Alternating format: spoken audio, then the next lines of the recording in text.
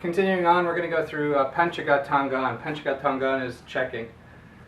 And basically what it does is we've only responded so far by alicing, evading, which is good. You know, you don't want to get hit. But in order to sort of control the situation, you have to figure out a way not to, either to slow the fight down, to catch up, or not get hit again. So most people will throw a flurry of punches. You know, they'll throw a 1, 2, 3 kind of thing, or even 4 punches in a row.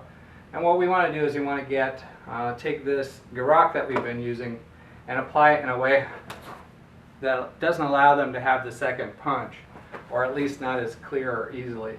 So I'm going to take this motion, right? I'm going to rely on this hand and my alis to keep me from getting hit. And I'm going to use the second hand, okay, the one that comes from underneath, and I'm going to drive that in here towards his shoulder to keep his hand from launching his second attack.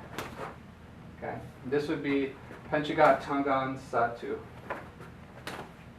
Okay, when again we're going to do switch to Panchagatangan Dua, basically hand check number 2. Same basic premise, right? But you'll notice, I mean, if he's striking with this hand, obviously this is the hand that's going to strike me. So using the same motion, the same relationship doesn't work. So again, this is why we have, we refer to them as 1 and 2 versus left and right, because they are not the same relationship. So as he strikes, I'm just checking out his free hand, right? Anytime you do a parry, or I mean a check, a Panchagatangan, you don't want to do it as a touch. So he strikes, I don't want to just lay my hand on here, right? I want to strike it, right? And I want to do it as hard as I can. And if I need to move forward, I can. I always want to target his shoulder, no matter what side I'm on. The relational position here is I want to strike here, because no matter where his punch is coming from, I cannot be assured that I'm going to have a sense of where his hand is, because his hand can be in so many different positions. But relationally, I can tell physiologically, biologically, however you want to say it, roughly where his shoulder is going to be, because it's attached to his head and his other shoulder. So I can pretty blindly come out here and I can strike and be pretty close to hitting his shoulder right on, no matter what. I don't have to see to do that. I can just tell. Because his hand can be in so many different positions, and since the strike, throw this strike, orients from this source, if I disrupt this source, I disrupt his strike. I mean, I'd stop it, but I will at least disrupt it, which is important. So here we go. We're going to throw it. I'm going to just hit. You know, I bounce down off it. It just depends what his arm does. That's why it's important to aim at his shoulder. Sometimes a guy will drop his shoulder.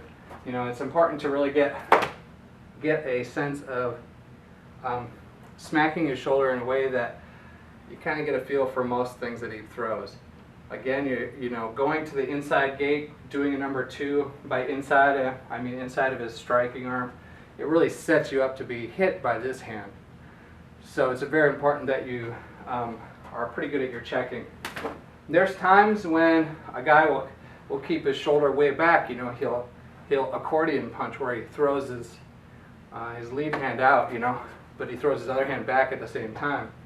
And when that happens, you won't feel like you make contact here, but it doesn't matter, because when he's actually throwing his second punch, it will still come into play.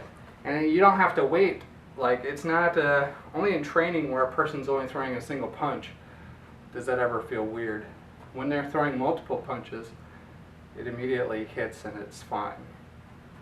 What I recommend for a secondary drill is put headgear on, put gloves on, and have the person throw multiple punches.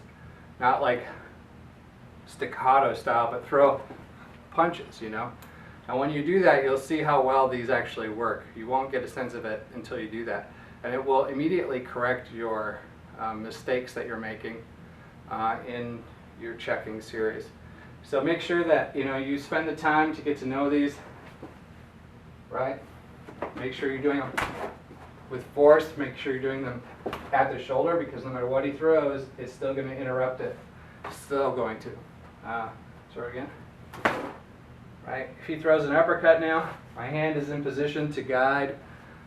You know, so you might still get hit, but you should take some of the energy away from their strike. So you can't be assured of 100% success in any of this stuff. That's just a lie. I don't even believe in teaching that way. So it's really about minimization of potential. So I'm trying to minimize his ability to do damage as best I can with as much assurance as I can, realizing that it's not 100%. So that's Panchagatanga and Satu and Dua.